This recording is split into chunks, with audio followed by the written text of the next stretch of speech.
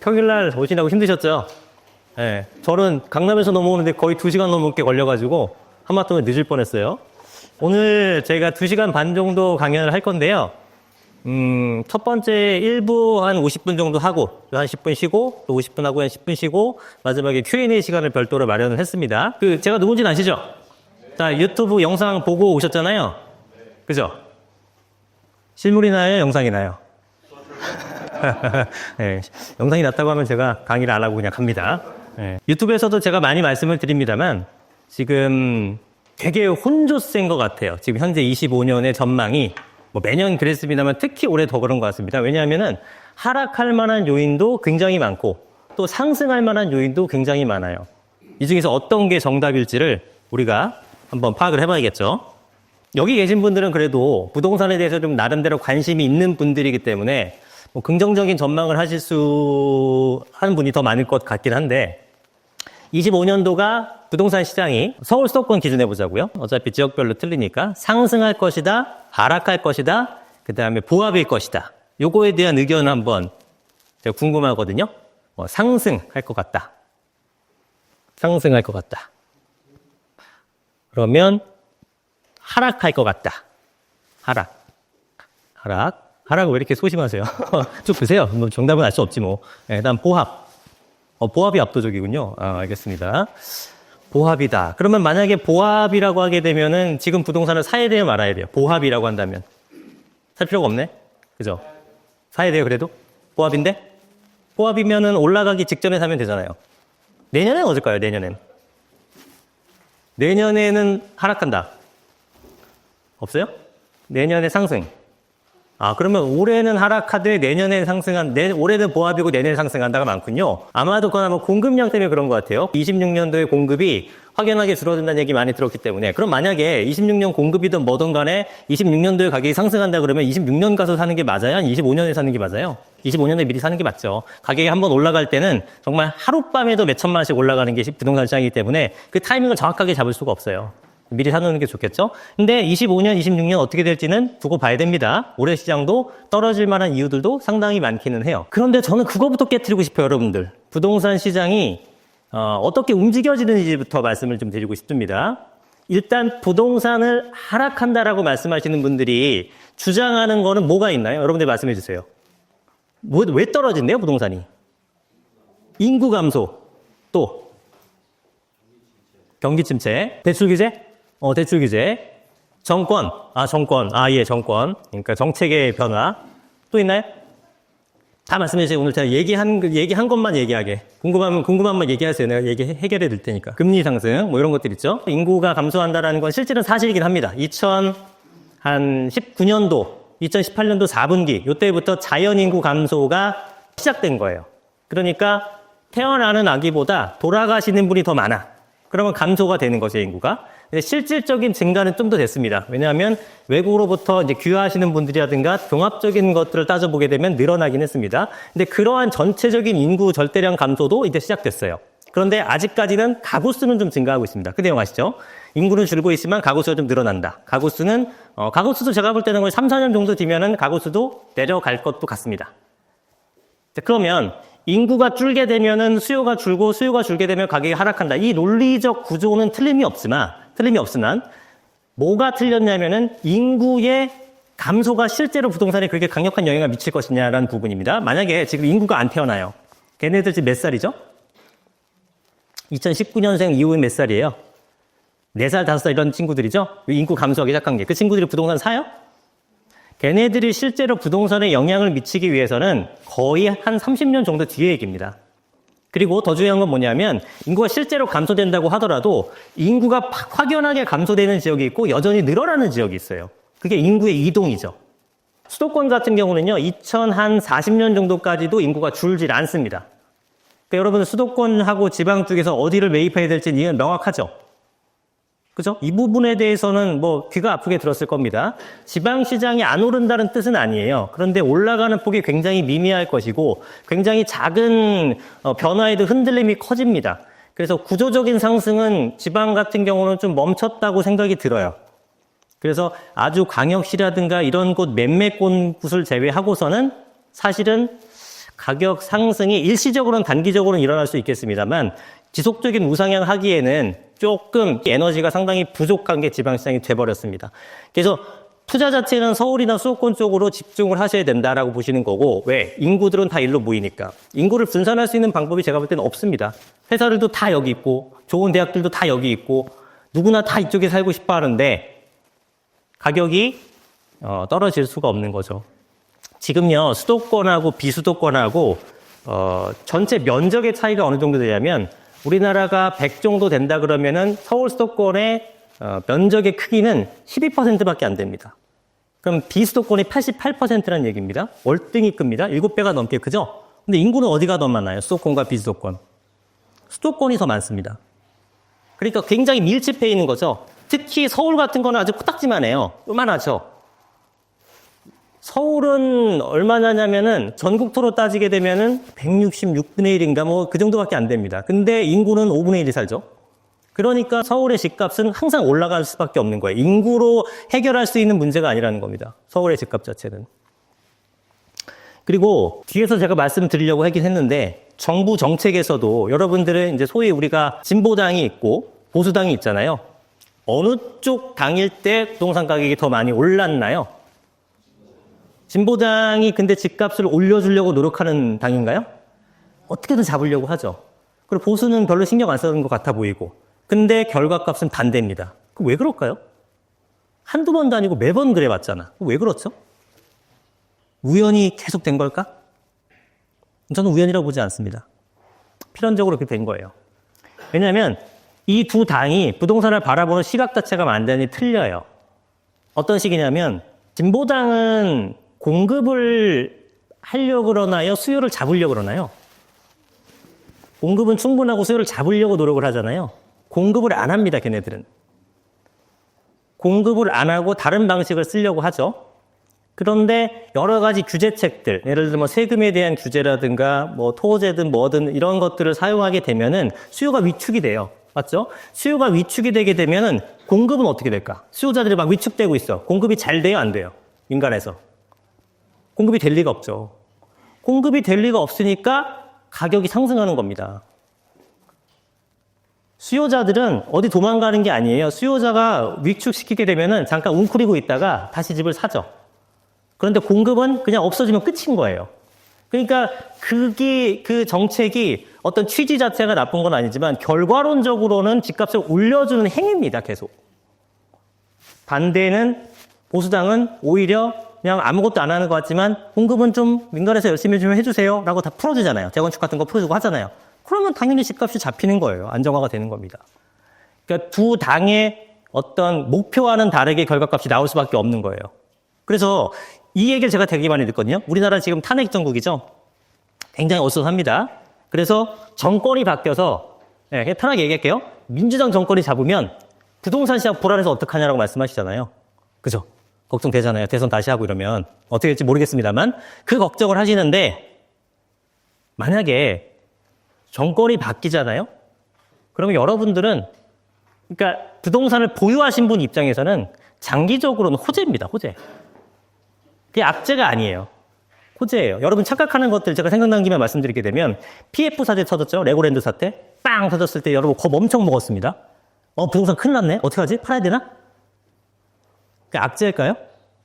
지금도 악재라고 생각하세요? PF 사태가? 어떻게 생각하세요? 호재죠, 호재. 왜 호재예요? PF라는 게 뭡니까? PF 사태가 터지면 누가 망해 나가는 거예요? 여러분이 망하는 게 아니야. 시공사가 망하는 거죠. 시공사가 망하면 공급이 잘 돼요, 안 돼요? 잘 안 되죠. 호재입니다. 근데 우리가 이게 자꾸 착각하는 것들이 많아요. 그래서 그런 걱정을 하실 필요가 없고, 또 뭐 질문하셨지? 내용이, 하락하는 것 중에 또 내용이 뭐 있었죠? 경기. 경기도 마찬가지입니다. 경기가 안 좋으면 부동산이 하락한다. 아니죠. 반대죠. 그것도 딱 반대입니다. 경기가 안 좋으면 부동산이 하락할 것처럼 느껴지고 그럴싸해요. 그런데 경기가 안 좋으면 정부가 가만히 있나요? 아니면 유동성을 공급해 주나요? 일반 시장 경제 체제 하에서는 정부가 가만히 있질 않아요. 북한 같은 데서는 경기가 망가지게 되면 다 같이 망가지겠지. 거긴 그런 능력이 없으니까 정부가. 그러나 일반적인 시장 경제 체제 하에서의 정부, 국가에서는 그 망가진 경제를 살리기 위해서 엄청난 유동성을 공급합니다. 대표적으로 금리 인하를 하고 그것도 안 되게 되면 예산 편성해서 돈을 뿌리죠. 대표적인 예가 얼마 전에 우리가 겪었었던 코로나 사태 같은 것들이죠. 코로나 사태 때 집값 무지하게 뛰었죠. 코인, 주식 난리 났죠. 경제는 폭망인데 투자 자산들은 엄청나게 올랐습니다. 왜? 유동성의 힘이죠. 경기가 안 좋으면 금리가 내려가요. 좋아요. 나쁠 게 하나도 없습니다. 이런 오해 같은 것들을 먼저 풀어야 될 필요가 있는 거예요. 그리고 부동산이라는 재화는 약간 고정재화 같은 그런 느낌의 재화이기 때문에 경기 상황 여파를 없다는 얘기는 아닙니다. 경기 상황에 그 부동산 가격에 미치는 영향과 금리 인하라든가 그 어떤 유동성에 미치는 영향 중에 이쪽이 더 큰 거예요. 그래서 경기가 안 좋다고 하더라도 유동성만 충분히 풀게 되면 부동산은 얼마든지 오를 수 있다는 겁니다. 실제로 그래 왔고. 금리는 뭐 상승했을 때는 금리가 상승하는 선에서는 당연히 부동산에는 좋지 않죠. 좋지 않은데 지금 시점에는 어떨까요? 지금 시점은. 금리 얘기하겠습니다만 올해 금리가 인하될까 인상될까? 인하하겠죠. 몇 번 인하할지 모르겠습니다만 그 얘기부터 나오니까 뭐 말씀을 드려볼게요. 자, 가격 상승 요인과 하락 요인을 이렇게 했습니다. 하나씩 가볼게요. 첫 번째로는 금리 인하가 계속될 것인가. 일단 1월 달에 금통위에서 금리를 저는 인하를 할 걸로 봤거든요. 인하를 할 걸로 봤는데 인하를 안 했습니다. 어떻게 하셨죠? 동결했습니다. 인하를 하거나 동결을 하거나 사실은 둘 다 수용할 수 있을 정도긴 했어요. 왜냐하면은 금리를 인하하자라는 주장에 대해서는 가장 큰 게 내수 경기가 지금 박살이 났죠. 지금 말씀하셨던 것처럼 경기가 안 좋으니까. 내수 경기가 안 좋으면 당연히 금리를 인하를 해야죠. 지금 자영업자들 너무 힘들고 중소기업도 너무 힘들고 중견기업도 다 힘들고 자영업자 너무 힘들고 수출 같은 건 잘 되지만 수출도 사실 자동차나 반도체가 잘 되지 나머지 것들은 그렇게 좋지 않습니다. 그래서 금리를 인하해야 될 만한 환경이었어요. 그런데 왜 이창용 총재는 한국은행은 그런 결정을 했을까요? 왜 금리 동결했죠? 뭐 때문에? 이유는 딱 하나였어요. 그렇죠. 환율. 환율 때문에 못한 겁니다. 환율이 지금 1,450원, 60원, 지금도 아마 비슷할 것 같은데, 그 당시에 1,460원대였단 말이에요. 그럼 우리가 평소에는 1,300원 미만도 있었고, 1,300원도 많다고 생각했는데, 1,450원에서 왔다 갔다 하니까, 여기서 금리를 더 인하시키게 되면은 환율이 더 폭등하게 되겠죠. 그러니까 불안한 겁니다. 그래서 저는 금리 인하를 주장했던 것 뭐냐면 아까 말씀드렸었던 그런 이유들 내수 경기 상황이 너무 안 좋으니까 금리를 인하를 하고 환율 부분은 어떻게 처리하냐면 수출이 나름대로 호조세를 보이고 있고 그 다음에 우리 외환 보유고가 많으니까 그걸로 막으면서 대처를 하면 되겠다 이런 얘기였던 거고 반대로 한국은행 측 입장은 환율을 먼저 막고 내수 경기 박살난 거는 추경을 통해서 해결하자라고 얘기했었어요. 기억나십니까? 이창용 총재가 나와서 금리 인하 안 하지만 정치권에서 여야가 합의해가지고 추경을 좀 빨리 편성했으면 좋겠다. 이런 인터뷰 보셨나요? 그 얘기입니다. 그러니까 인하될 만한 환경, 그다음 인상될 만한 두 가지 이유가 있었는데 하나를 하게 되면 무조건 하나까지 마음에 걸리는 거야. 그래서 그 해결법을 같이 제시를 하는 겁니다. 근데 저는 외환보유고가 우리가 지금 탄탄하다고 워낙에 기사를 많이 봤기 때문에 그러면 환율 부분은 그렇게 막아내고 일단 금리 인하를 하는 게 맞다. 뭐 저는 아직도 그렇게 생각합니다. 그게 맞다고 생각하는데 모르겠습니다. 어쨌든 한국은행에서는 또 저보다 엘리트고 또 워낙에 환율 쪽에서는 전문가들이 많을 테니까 그쪽에서 상당히 위험했겠죠. 제가 모르는. 그래서 어쨌든 환율 때문에 금리를 동결하되 대신에 경기 상황이 안 좋은 건 맞으니 금리 인하 효과를 낼 수 있는 추경을 편성하자. 이렇게 얘기를 하셨던 겁니다. 자, 어쨌든 저렇게 얘기하고 그러나 3개월 내로 금통위에서 6명 금통위 전원이 3개월 내에 100% 인하를 하겠다라는 발언도 같이 하셨습니다. 특별한 사정이 없으면 그렇게 하겠죠. 그러면 결국은 금리를 인하를 하긴 할 건데 금리 인하를 몇 차례 하는가 이것도 중요합니다. 몇 차례 하는가. 작년 말에 2차례 했고요. 그 다음에 올해 몇 번 정도 할 것인가에 대해서 2차례에서 한 4차례 정도까지 얘기가 나오고 있습니다. 그럼 저도 적어도 3차례에서 4차례 정도 할 거는 같은데 그 정도로 인하가 하게 되면은 기준금리가 지금 3%였던 게 0.25로만 간다고 하게 되면 2.25나 2%포인트 정도가 될 것 같다. 그래서 금리 환경 자체는 올해는 굉장히 부동산한테는 좋은 거죠. 각국의 기준금리를 한번 봤습니다. 각국의 기준금리를 보니까 우리나라 지금 현재 3%고 미국 같은 건 4.5고 4.5, 3.1 뭐 다양한데 일단 전체적인 흐름을 한번 보세요. 그래프의 흐름을. 내려가는 추세예요? 올라가는 추세예요? 일본 때문에 좀 헷갈리실 텐데 이제 빼고 보세요. 전체적으로 다 내려가죠. 전반적으로 다 내리려고 노력하고 있습니다. 왜냐하면 그동안 너무나 고금리였죠. 전부 모든 나라가. 인플레이션 때문에. 인플레이션은 왜 발생했냐면은 코로나 때 경기를 살려야 되니까 엄청난 돈을 뿌렸죠. 금리 다 내리고 돈까지 확 뿌렸으니까 유동성의 힘으로 모든 자산이 올라가죠. 물가도 올라가고. 그러니까 뒤늦게 이제 인플레이션, 코로나 지나갔고 인플레이션 잡기 위해서 노력들을 했던 거죠. 근데 일본은 왜 그럴까요? 일본은. 얘는 왜 이럴까요? 얘네들은 남들이 금리 다 올릴 때 혼자만 안 올렸어요. 왜냐하면 일본이라는 나라가 우리 뭐 전체 비슷하긴 하지만 일본이라는 나라는 인플레이션을 90년도에 겪고 80년대 후반 요때 인플레이션 막 잃어버린 10년 시작한 거 그때 겪고 나서 한 번도 인플레이션이 없었어요. 그래서 실제로 일본의 한 30, 40대 친구들은 인플레이션 개념 자체가 아예 없대요. 작년에 이게 1,000원이었으면 내년도 1,000원, 내후년도 1,000원 계속 1,000원이야. 신기하죠? 그런 나라예요. 몇십 년간. 그러니까 인플레이션에 대한 개념이 없는 거야. 그래서 남들은 인플레 걱정해가지고 막 그러고 있는데 얘는 그냥 계속 저금리로 버텼던 거죠. 그러다가 나중에 남들이 올릴 때는 안 올리고 있다가 근데 내리게 되니까 뒤늦게 이제 인플레이션이 막 생겨나고 있거든요. 일본도 이제 40년 만에 인플레이션이 생겼습니다. 이제 물가 다 올라요, 계속. 그러다 보니까 이제 슬슬 올리고 있고 얘네들도 한 2차례 정도 더 올릴 거다. 이런 예상이 있습니다. 그래서 쟤는 좀 특수한 상황이고 나머지는 당연히 금리를 내려야지만 경제가 활성화가 되는데 왜 우리나라만 높이고 있습니까? 수출도 잘 안 되게. 그러니까 전반적으로 다 내려가는 추세라고 보시면 될 것 같습니다. 미국도 마찬가지입니다. 미국에 대해서는 뭐 다른 시각을 가지신 분들도 있는데 제가 볼 때는 미국도 똑같아요. 미국은 지금 경기가 좋으니까 쟤만 홀로 호황이잖아요. 미국만. 그러니까 금리를 잘 안 내려고 버티려고 하는 모습이 좀 있는데 제가 볼 때는 글쎄요. 미국 같은 나라가 작년, 재작년 이럴 때 굉장히 호황이었죠. 경기가. 올해는 어떨까요? 우리가 미국 경기까지 알아야 될 필요는 없지만 올해는 어떨까요?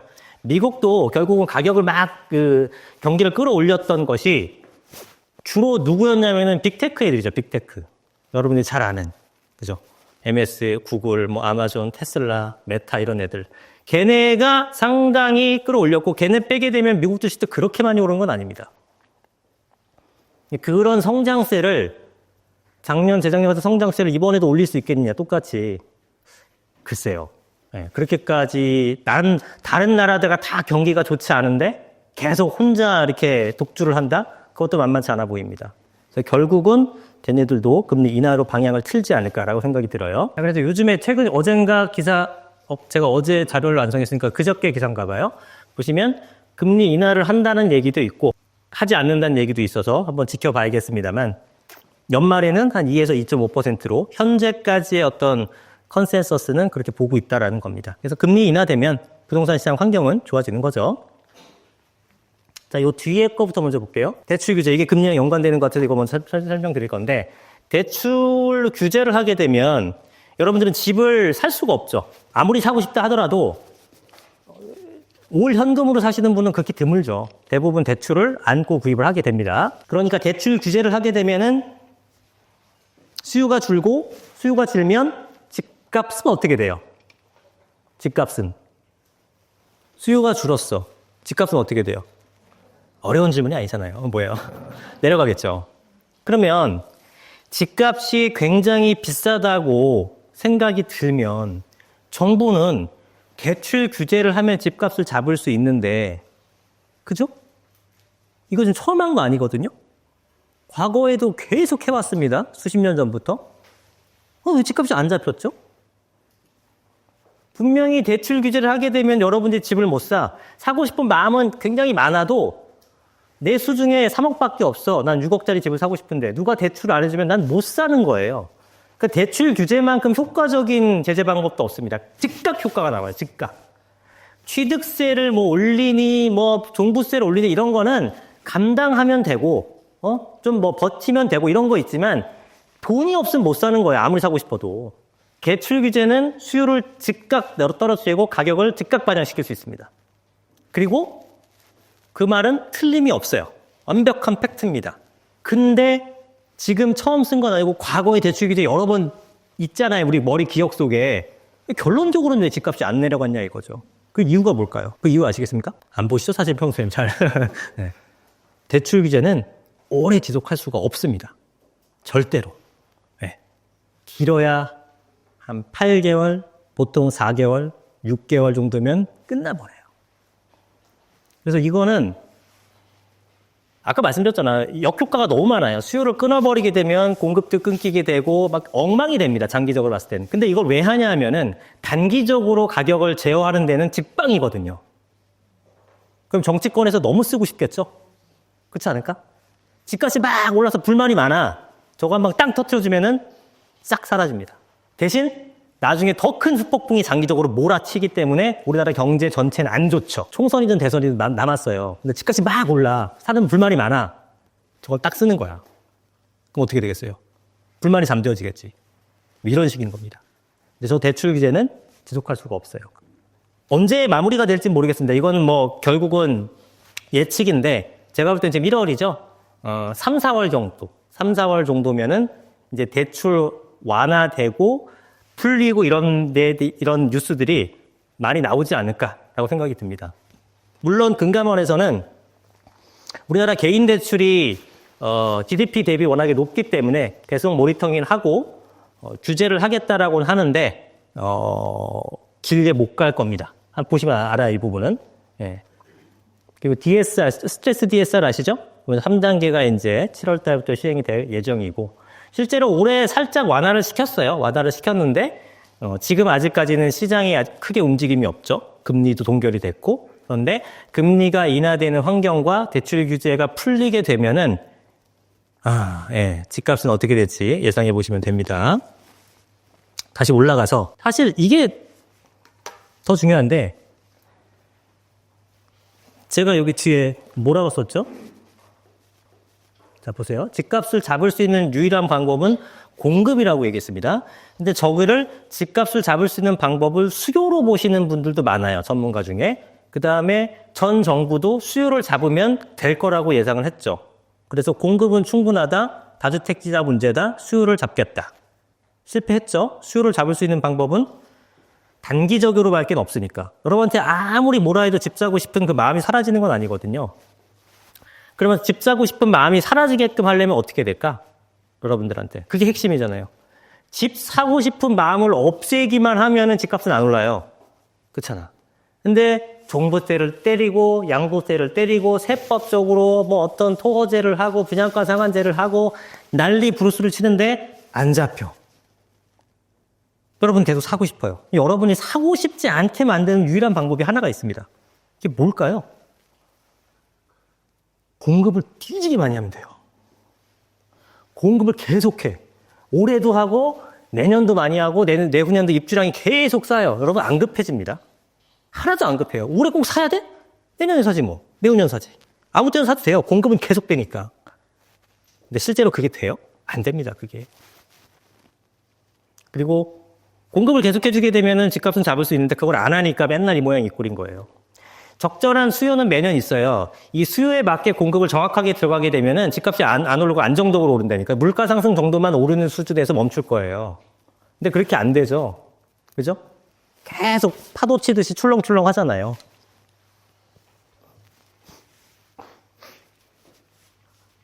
정책도 잘못돼서 그렇습니다. 정책도. 집값을 잡을 방법은 제가 볼 땐 충분한 공급, 이거 외에는 없어요. 수요를 잡아서 집값을 잡은 역사를 본 적이 없어요. 장기적으로. 이게 서울입니다. 서울. 서울의 뭐 적정 수요량과 이 밑에가 공급량 그래프거든요. 23, 24. 이게 25년도 적정 수요 대비 조금 부족하죠. 이게 적정 수요가 46,000이라고 했으니까 아마 45,000호 정도가 될 거예요. 그러면 45,000호면은 그래도 25년도는 좀 선방했네 라고 생각이 듭니다. 그런데 실제로 다른 지역과 다른 특징이 있는데 서울은 이 공급량은 순증이 아니에요. 무슨 얘기인지 아십니까? 서울에서 공급하기 위해서는 논밭을 개간해서 되는 게 아니잖아요. 뭘 해야 됩니까? 재개발이나 재건축밖에 안 되는 거예요. 그러면 재개발, 재건축은 기존의 주택이나 아파트를 밀고 하는 거죠? 그럼 거기 있는 사람들은 내 거 부시고 다시 하나 가져가야겠죠? 그걸 빼고 순수하게 일반 분양분이 만세대 남짓밖에 안 된다고요. 근데 얘는 뭐야 도대체? 내년부터. 이게 지금 입주량 기준일 거니까 뭐 거의 큰 차이가 없이 이렇게 나타나는 겁니다, 이제. 제가 볼 때 15,000세대 남짓 많아야 2만 세대 서울에서 적정 수요는 47,000 가구 정도 되는데 반도 못 미치는 거죠. 어떡할 거냐고 이거를. 경기 지역은 수요 대비 요때 많이 지었어요. 그죠? 2017년서부터 쫙쫙 많이 지었고 많이 짓다 보니까 이제는 점점 줄어들고 있죠. 네. 근데 서울에서 경기로 가시는 이제 심화가시는 분들 중에서 인천 쪽은 잘 안 가고요. 그 다음에 저기 여러분들 뭐 동두천이나 아니면은 뭐 저기 가평이나 안성이나 이런 데 안 가죠. 서울 계신 분이 그런 데 가진 않잖아요. 서울 계신 분이 갈 만한 지역에서는 굉장히 한정적이거든요. 1기 신도시 정도, 2기 신도시 정도, 뭐 과천이나 이런 정도 뿐이고 그 외에는 사실은 서울 분들이 관심 두지 않아 하거든요.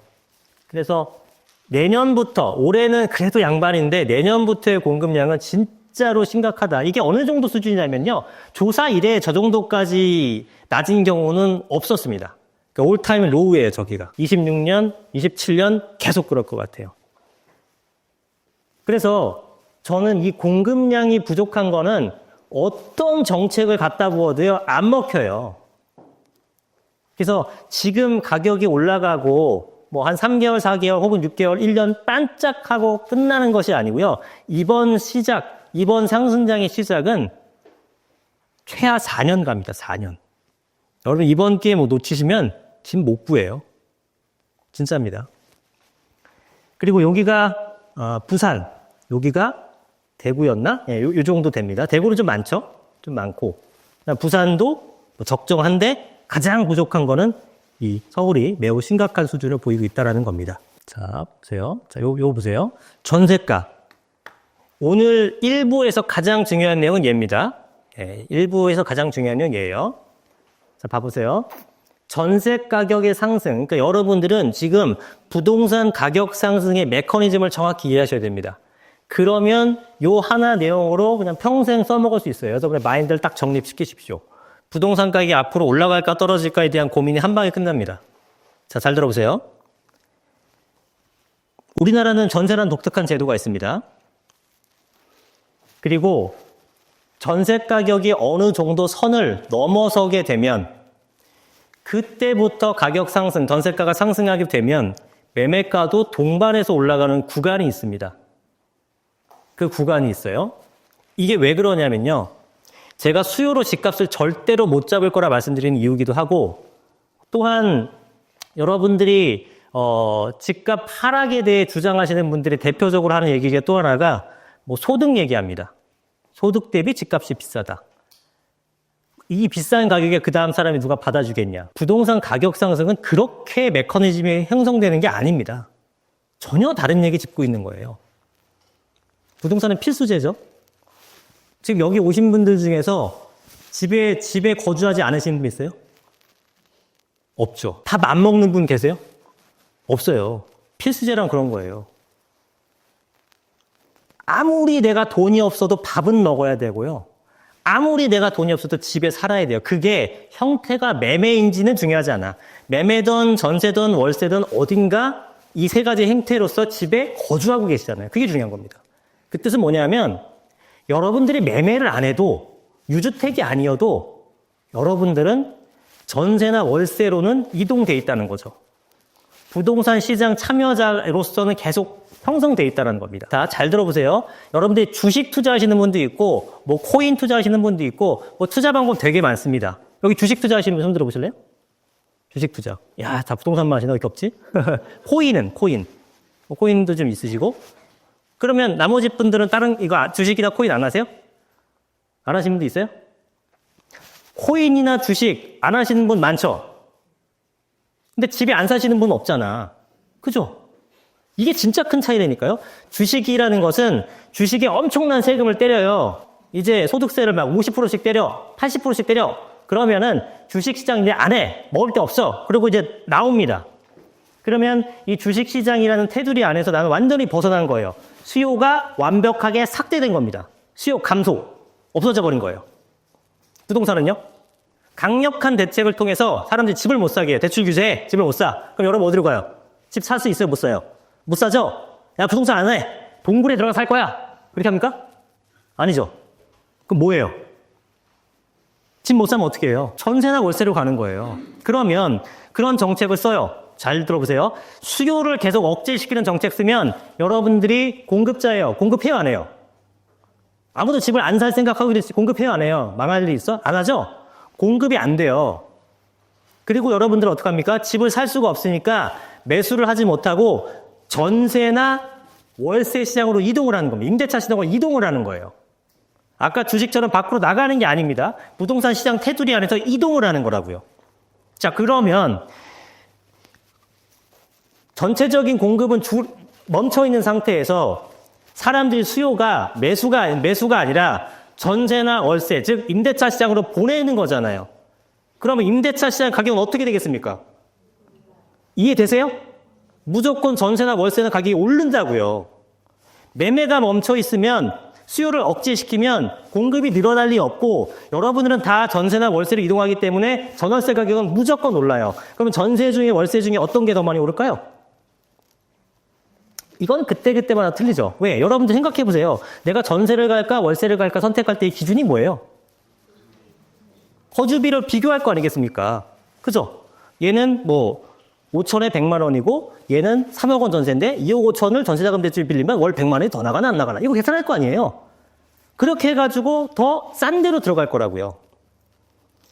그런데 전세자금 대출이 굉장히 비쌌잖아요. 금리가 고금리였잖아요. 그리고 집을 못 사게 눌러놓은 환경에서 다 어디로 가요? 사람들이.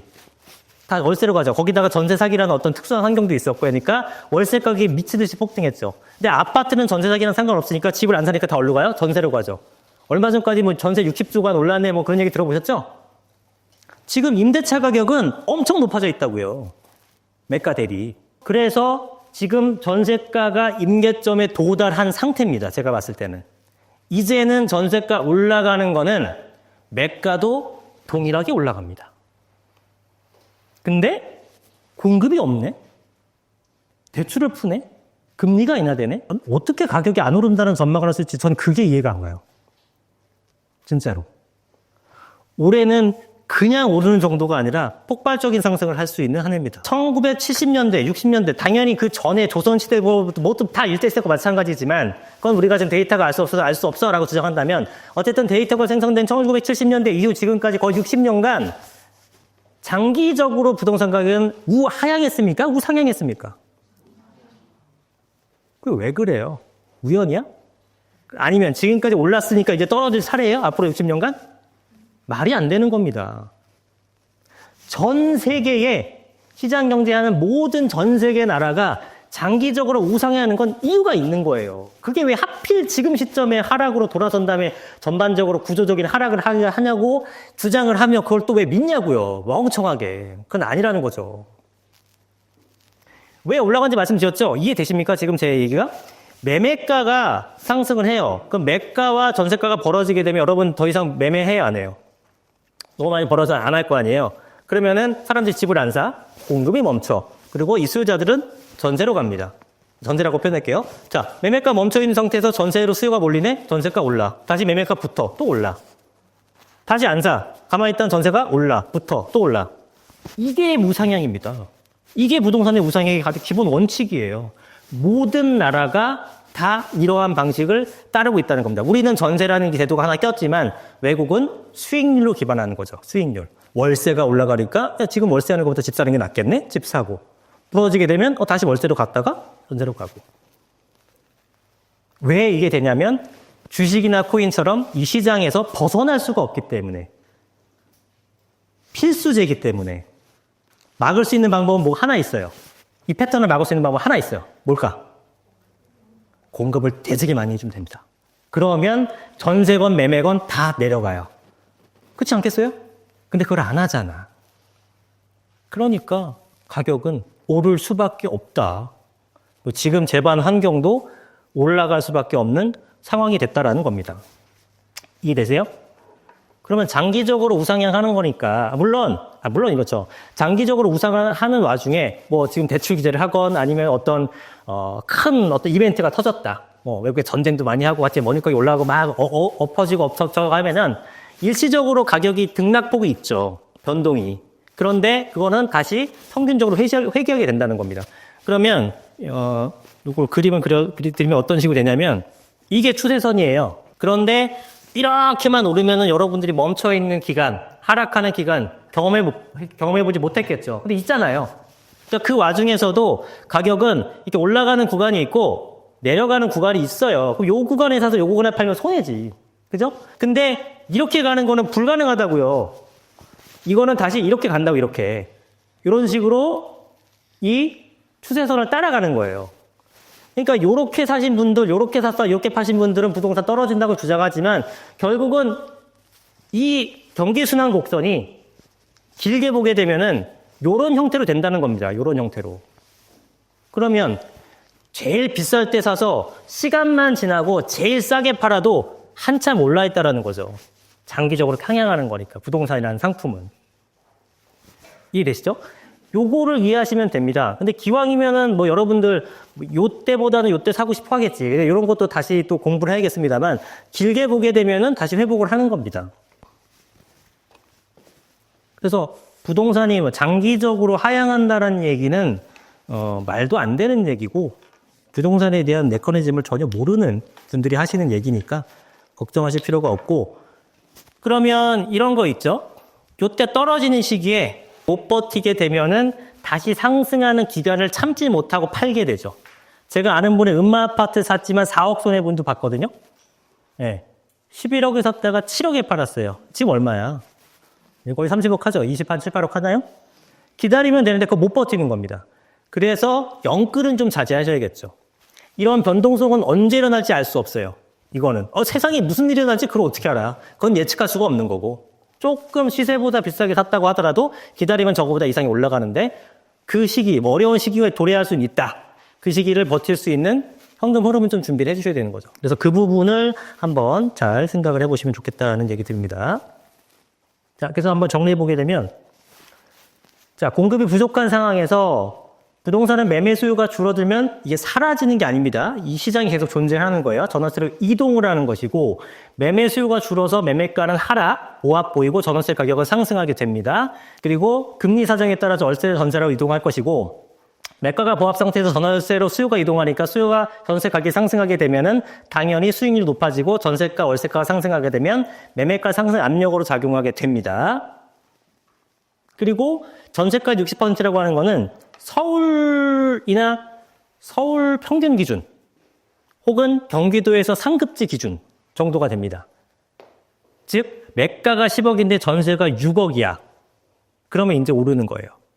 이제 올라갈 채비를 하는 겁니다. 강남 같은 데는 50%입니다. 반만 되면 올라가요. 근데 경기 외곽이나 지방 쪽은 70%는 또 도달해야 됩니다. 그때까지도 집 살 생각 안 해요. 네. 그죠? 그래서 좋은 지역일수록 전세가율은 낮은 때가 임계점이 되는 거죠. 평균적으로 한 서울은 60% 정도의 전세가율을 보이는 그런 지역은 이제 올라갈 채비를 하는 겁니다. 전제는 뭐다? 공급이 안 되고 있는 상태. 공급이 안 되고 있는 상태. 그렇게 생각하시면 됩니다. 그럼 어느 아파트 단지를 사야 될지가 대충 명확하게 보이죠? 데이터만 열심히 찾으시면 돼요. 근데 지금 평균적으로 서울의 전세가율이 한 55%가 넘어갑니다. 그리고 단지별로 당연히 평균이니까 단지별로 저렇게 임계점에 도달하는 것들이 상당히 많고 올해는 전세가 상승이 거의 예견되어 있다고 봐야 되는 부분이라 가격이 내려가기가 대단히 힘들다. 올라갈 수밖에 없는 환경이다라고 보시면 되겠습니다. 자, 금리는 뭐 아까 했던 얘기들이에요. 올해 지금 현재는 금리가 높지만 이제 금리가 인하되는 하락하는 추세가 되게 되면서 가격이 상승하는 모습을 보이게 될 것이고요. 뭐 아까 환율 때문에 금리를 동결했다라는 얘기였습니다. 그리고 이제 탄핵 국면, 이제 수요가 좀 위축되고 있는데 이것도 어떤 방식으로든 정리가 되겠죠. 그리고 정권을 누가 잡든 여러분들 크게 걱정하실 부분은 아니다라고 보시면 됩니다. 자, 트럼프. 대통령이죠. 미국 대통령. 난놈이긴 해요. 그죠? 예. 이게 한번 그 재선에 실패했다가 다시 한번 또 이제 오뚜기처럼 일어서고. 예. 인성은 그다지 좋은 것 같지 않은데, 된 놈은 아니지만 난놈이다. 근데 이제 이 트럼프의 정책 같은 것들이 아까 제가 잠깐 언급드렸습니다만 미국 혼자서 잘 나갈 수는 없어요. 미국 혼자서 계속 혼자 잘 나고 전 세계가 뒤처진다 말이 안 되는 겁니다. 빅테크도 여러분 생각해 보시게 되면 미국 내에서만 존재하는 기업이 아니에요. 여러분 다 쓰잖아. 안 쓰시는 분 있어요? 애플 뭐 여기 핸드폰만 해도 엄청나게 많을걸? 그죠? 구글 다 쓰잖아요. 그런 것처럼 다른 나라 소비자들이 경기가 안 좋아서 막 주춤되고 있으면 미국도 성장을 못 합니다. 그래서 저는 그 미국도 혼자서만 그게 독야청청 올라가는 혼자만 경기가 좋은 그런 사태는 발생하기 힘들다고 보고 그러면 얘네들도 결국은 금리 인하를 하는 환경이 또 바뀌게 된다라는 거죠. 이것도 마찬가지죠. 가격이 비싸다. 그리고 수요가 사라졌다. 이런 얘기들. 가격은 제가 봐도 비싼 것 같긴 합니다. 그죠? 아파트가 서울의 아파트 평균가가 10억이 넘잖아요. 그죠? 10억이 훌쩍 넘죠? 근데 그렇다고 여러분 전세를 하자니 전세는 또 싸나요? 전세도 어차피 비싸요. 그죠? 예. 매매가가 이제 두 번째 2부에서 설명을 드릴 거지만 어마어마하게 비싼 것들이 진짜 상상도 못할 금액들로 이렇게 형성된 것들이 많잖아요. 막 150억, 뭐 120억, 200억 이런 것들. 그죠? 그런 것들이 여러분의 시각으로 보게 되면은 좀 이해가 안 갈 거예요. 아니 만약에 여러분들이 200억이 있어. 현금 200억이 있어요. 내 수중에. 내 재산이 200억이야. 200억짜리 펜트하우스가 나왔어요. 살 거예요? 200억 되게 좋아요. 끝내줘. 꿈의 집이야, 꿈의 집. 사실 건가요? 아무도 못 사십니다. 200억을 수익률 3%짜리 빌딩을 사게 되면 얼마죠? 6억이. 한 달에 5천이 나와요. 그럼 대충 경기권이나 서울 외곽 쪽에 한 10억짜리 사놓고 5천만 원씩 받으면서 생활하다 이 생각할 거 아니에요. 그럼 도대체 그 200억짜리 사는 애들은 누구란 얘기지? 자산이 최소한 4, 500억 이상자인 사람들입니다. 500억 이상인 사람들. 근데 그런 사람들이 우리 사회에 알게 모르게 엄청나게 많아요. 그래서 집값이 오르는 그 비싼 집값이 오르는 거는 우리의 평균 소득으로 보게 되면 도저히 말이 안 되는 것 같고 엄청난 거품인 것 같지만 그 사람들은 돈이 남아 돌고요. 그러면 당연히 최상급 집을 원할 테고 그런데 그런 집들은 그런 수요 대비 부족하고 그러니 경쟁이 되고 그래서 가격이 오르는 거예요. 그거를 갖다가 PIR 지수 들이밀면서 우리 평균 월급이 얼만데 100억이 말이 되냐 200 거기 시장은 우리랑 관련이 없어요. 그쪽 시장은. 그래서 그렇게 가격이 상승하는 겁니다. 자, 정리를 해드리면 어떻게 있나? 일단 인구수를 잠깐 보게 되면 인구수 같은 경우에는 좀 줄어들고 있죠. 인구수는 연도별로 좀 줄어들고 있는 모습을 보이고 있고 지금 현재는 작년 기준에 5,175만 명 정도 됩니다. 그 다음에 가구 수는 아직은 늘어나죠. 네, 가구 수는 아직은 늘어난다. 그 다음에 시도별 인구수 보게 되면 경기, 서울 합친 게 싹 합쳐봤자 안 되더라. 그래서 여러분들은 수도권을 구입하셔라. 그 다음에 올해는 대세 상승의 초입이다. 작년 여름처럼 3개월 반짝 이런 거 아니고 한 3, 4년 간다. 한 3, 4년 간다. 그리고 금리는 인하될 것이고 대출은 풀어질 것이고 그 다음에 전세가에도 꽉 차 있는 상태다. 네. 그러니까 가격은 상승한다라고 보시면 됩니다.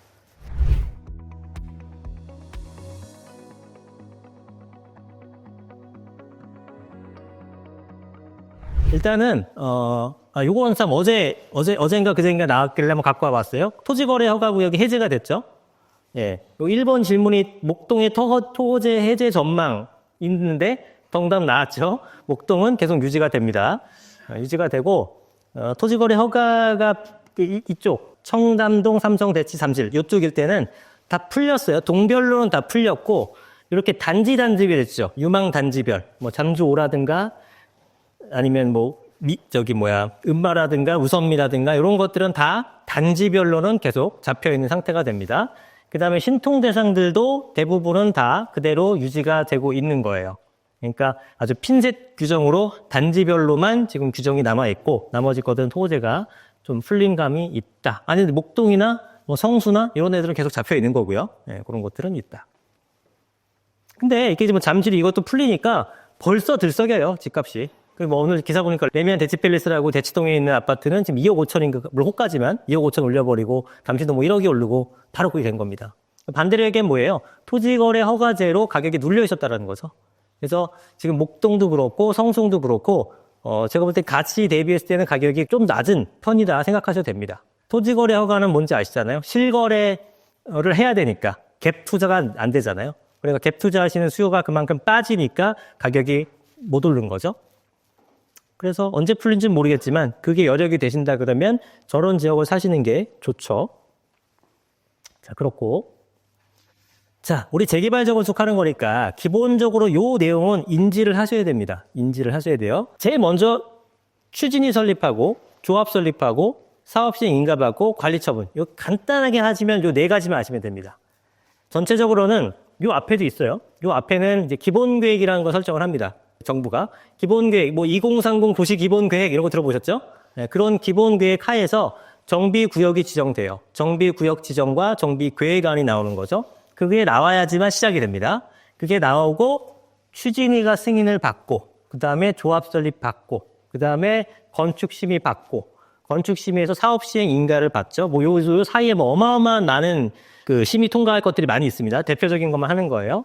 시공사는 뭐 조합 설립 인가 해서 사업시 인가 받기 전에도 할 수도 있고 인가 이후에도 할 수 있고 어쨌든 시공사 선정을 하고 그 다음에 자산평가 내가 갖고 있는 자산에 대한 평가를 하고요.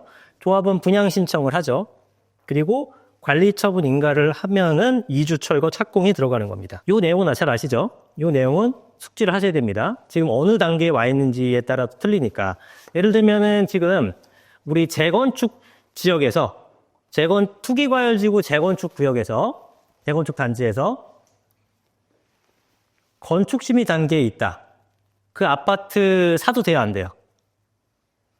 다시 투기과열지구 재건축구역 대상 지역에서 건축심의를 하고 있는 아파트 단지가 있어요. 그거 사도 돼요, 안 돼요? 왜 안 돼요? 모르겠다고요?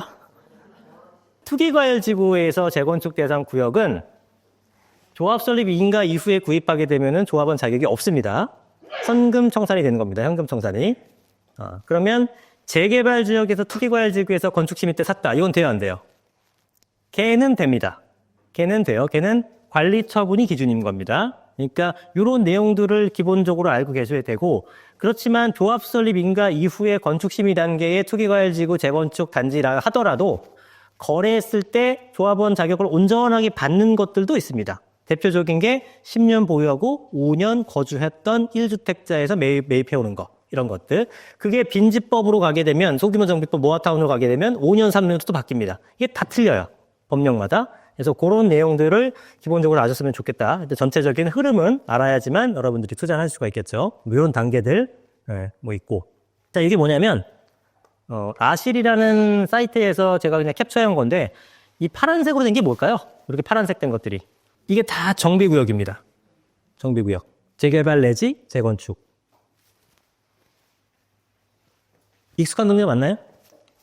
그러면 여러분들이 어디까지 아시나 보자. 이건 어디예요? 성수뉴타운. 그러면 얘는 한나. 오, 이거는 너무 쉽고. 여의도죠? 얘는요? 좀 어려운 거 없나? 얘는 뭐야? 모르시는군요. 얘는 모아타운이에요. 네, 합정역 모아타운이고 369번인가 뭐 그런 데고. 그러면 얘는 뭘까요? 네, 뭐 신길 뉴타운하고 위에 몇 가지 그 모아타운이 좀 합쳐져 있는 곳입니다. 자, 되게 많죠. 이렇게 보니까 개발하는 데가 상당히 많습니다. 그런데 여러분들이 지금 몇 군데는 알고 몇 군데는 몰랐어요. 주로 아는 것들은 정말 너무나 유명한 것들, 누구나 다 아는 것들, 그리고 인터넷에 치게 되면은 엄청나게 많은 정보들이 쏟아지는 곳들, 그런 곳이 여러분들 아는 곳입니다. 대부분. 그러면 당연히 그런 쪽에 수요가 많이 몰릴 수밖에 없고 관심이 있어야 몰리는 거예요. 그러니까 이런 케이스가 있어요. 제 경험을 말씀드리면 제가 한 10년도 넘었을 거예요. 10년도 넘었지. 매매가 2억 7천에 전세가 2억 5천짜리 아파트가 있었어요. 25평이. 중랑구 쪽에. 싸잖아요. 2천이면 되니까. 엄청 싸구나 이거. 앞으로 이거 투자금 대비해서 수익 엄청나게 올라가겠다 싶어서 샀다가 한 3, 4년 정도 있다가 팔았는데 한 3천, 4천밖에 안 올랐어요. 그 왜 그런지 알아요? 그거는 싼 게 아니라 원래 그 가격이었던 거예요. 원래. 네.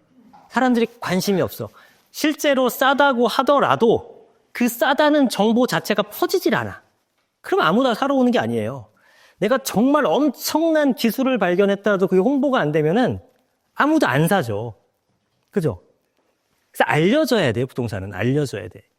그래서 일단 여러분들이 유명한 지역을 사는 게 좋습니다. 물론 자금이 되시는 분도 있고 안 되시는 분도 있지만 내가 자금이 된다면 최대한 좋은 곳으로 가면 됩니다. 요게 얼마 전에 굉장히 이슈가 됐었던 어딘지 혹시 아십니까? 아시나요? 한남 4구역의 삼성물산 조감도입니다. 삼성하고 현대하고 붙었는데 개인적으로 조감도는 현대가 훨씬 더 멋있더라고요. 근데 뭐 조건이 워낙에 좋긴 했습니다. 얘네가 조건이 워낙에 좋아서 그런 것들 다 종합적으로 반영하게 되면은 아마 삼성을 택한 것 같은데 여하튼 이런 형태로 집이 지어지는 거예요. 요즘에 얼죽신 얘기 많이 나오잖아요. 얼죽신을 하는 이유가 있습니다. 여러분 하이엔드로 지어진 해아파트 가보게 되면 진짜 입이 쩍 벌어집니다. 제가 최근에 두 군데를 갔다 왔는데 하나는 하이엔드 브랜드를 단 거예요. 하이엔드 브랜드 뭔지 아시죠? 예를 들면 그렇죠. DH 같은 거. 그런 것들이나 뭐 있나요? 예, 르웨 같은 것들. 이런 것들이 일반적인 브랜드보다 한 단계 상향시켜서 새롭게 프리미엄 브랜드를 만든 것들이잖아요. 그런 형태의 들과 그냥 일반적인 아파트인데 정말 공사비 너무 아꼈다 싶은 새 집을 가봤더니 현격한 차이가 납니다.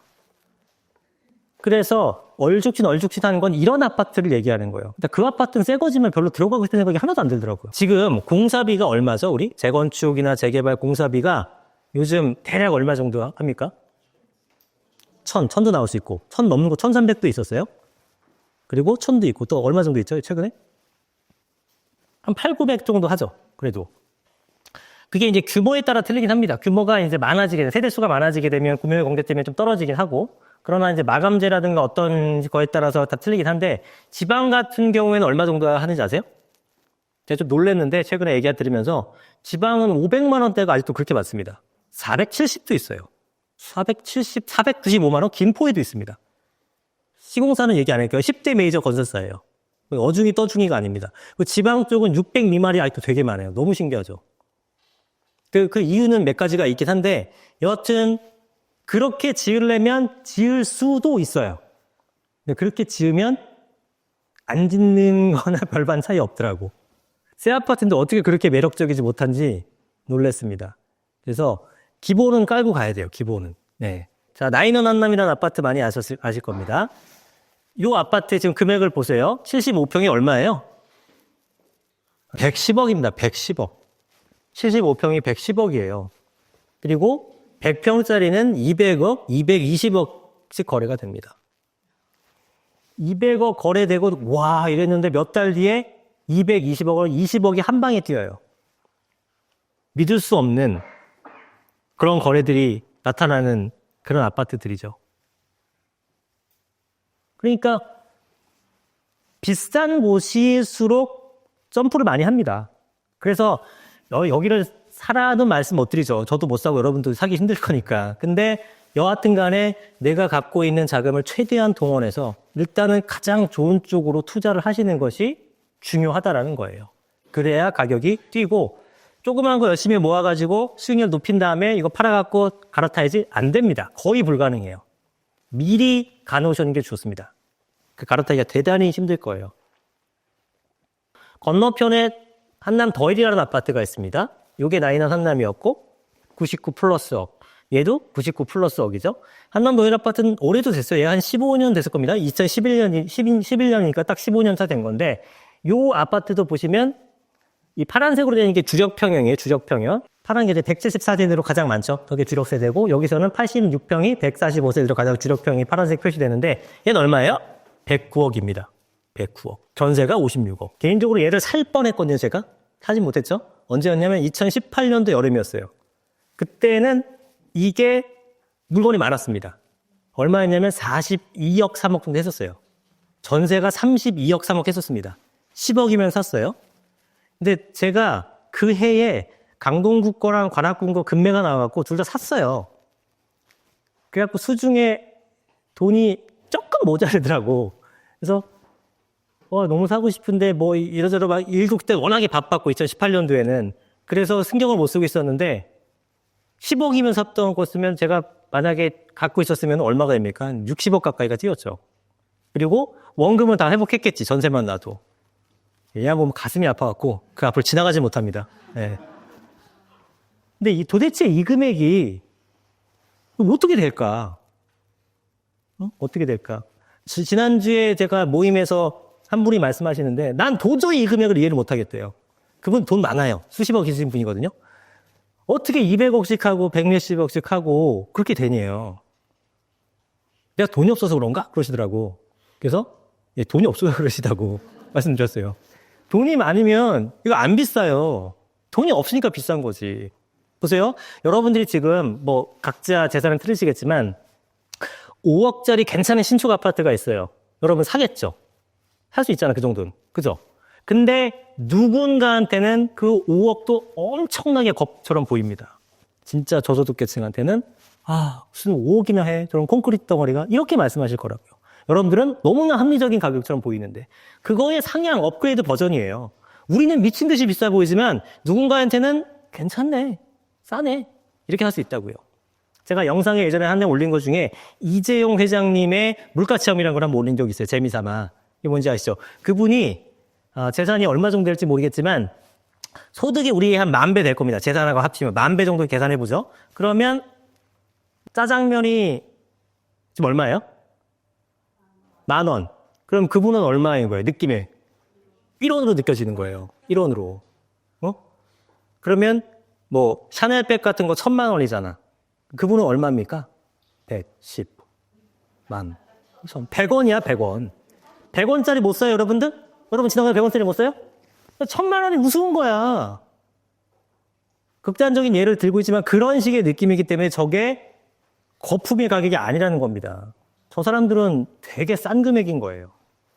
그런데 저 사람들이 생각보다 적지 않은데 그 적지 않은 수에 비해서 굉장히 공급이 적어요. 우리나라 대한민국 0.1% 하게 되면 완전 슈퍼리치겠죠. 5천만 중에 500만, 50만, 5만 명이야. 그래도 0.1%만 해도 5만 명이야. 이런 고급 단지가 5만 개나 있어요?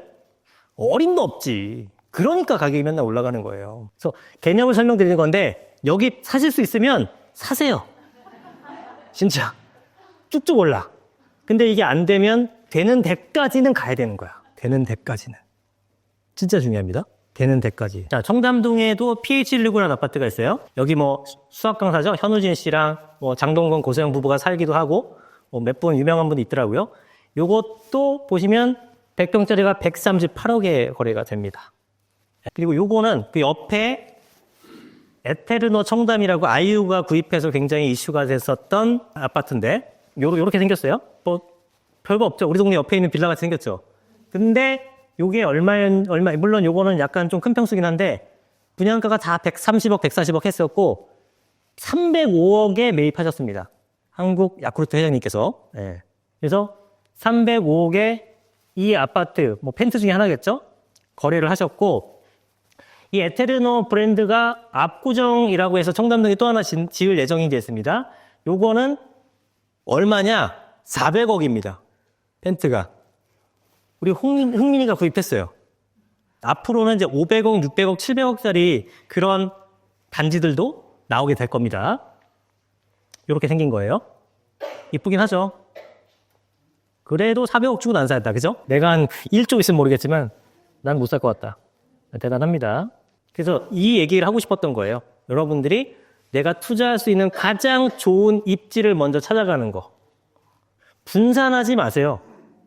분산해서 투자하지 마시라고. 분산해서 투자할 만큼 우리 부자가 아니에요. 모아도 지금 시원찮을 판에 뭘 분산해. 열심히 합쳐요. 열심히 합쳐. 분산하지 마요. 네. 자, 손흥민이 K리그에서 뛰었다. 큰 물에서 안 놀았다. 절대 못 삽니다. 지금 K리그 최고 연봉이 한 15억밖에 안 돼요. 지금 손흥민 선수는 한 200억 받을걸요, 연봉이? 게임이 안 되는 거야. 올라가는 폭이 틀려요. 200억에서 220억이면 우리가 좋아하는 마포의 신축 아파트, 그 33평 아파트가 그냥 하나씩 올라가는 거예요. 그런 거를 경험하려면은 진짜 낮은 계층에, 좀 이런 표현이 웃기지만 그런 쪽에서는요, 제가 이제 중개를 저는 2005년부터 중개 거의 20년째 하고 있잖아요. 저는 공인중개사기도 하잖아요. 중개업도 하는데 처음에 그런 원룸, 투룸 이런 거 중개하게 되면요, 얼마나 피곤한지 아십니까? 이해는 해요. 그분들한테 소중하다니까 이해는 하는데, 와, 내가 진짜 무슨 싱크대에 뚜껑 하나 사라진 것 같고 둘이 거의 30분을 싸우는데 중재가 안 돼요. 얼마예요, 그거? 2,700원. 제가 내드릴게요. 이러고 끝났어요. 그렇다니, 그런 지역이 사실 가격이 오르기는 대단히 어렵다라는 겁니다. 좋은 지역일수록 많이 올라요. 좋은 지역일수록. 투자에서는 그 부분은 어쩔 수 없습니다. 절대 뭐를 비하거나 그런 게 아니라 현실을 말씀드리는 거예요. 그래서 여러분이 할 수 있는 가장 핵심 지역에 들어가는 것이 가장 포인트가 됩니다. 그러면 대장주들이 보통 이런 것들을 많이 언급을 하죠. 재건축 중에서는 압구정동, 반포, 동부 이천동 쪽, 여기 없는 것도 있겠습니다만 제가 그냥 생각나는 대로 적어본 거예요. 여의도, 목동, 방배동, 잠실, 강남 이런 것들. 그다음에 재개발은 한남 성수가 양대 대장이고 그 밑에 흑성 노량진, 그리고 여러분들 투자 많이 하는 용산, 그리고 한강변 이런 라인들은 개발이 될 가능성이 상당히 높고, 그리고 개발이 됐을 때 수익도 크죠. 그게 연결되는 거예요. 용산이나 한강변이 다른 재개발 지역보다 될 확률이 높다라고 얘기하는 건 얘네들이 되기만 하면은 수익이 크잖아요. 수익이 크니까 동의도 빨리 되고 속도도 빠른 거예요.